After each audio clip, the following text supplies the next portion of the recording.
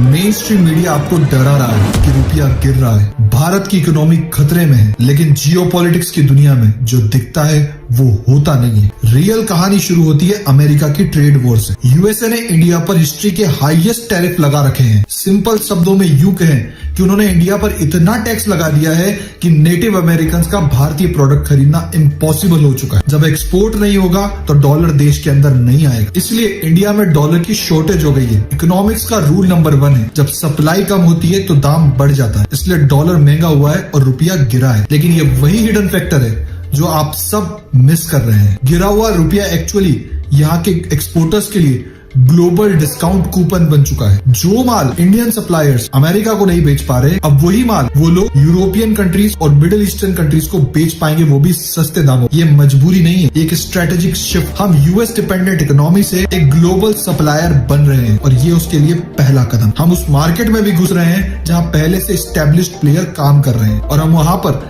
अपना ये discount coupon लगाकर उनकी मोनोपोलीज को तोड़ रहे हैं। हाँ, शॉर्ट टर्म में इन्फ्लेशन हमें दर्द देगा, तेल थोड़ा महंगा होगा, चीजें थोड़ी महंगी होगी, लेकिन it's a necessary evil. Long term इसका मतलब ये है कि कल को अगर अमेरिका चीखता भी है तो भारत को जुकाम नहीं हो। रुपया कमजोर इसीलिए हुआ है ताकि भारतीय इकोनॉमी एंटी फ्रेजाइल बन सके। ये गिरावट नहीं है, ये एक तैयारी है। इस स्ट्रेटेजी पे आपका क्या टेक है मुझे कमेंट्स में जरूर बताएं। जय हिंद, जय भारत।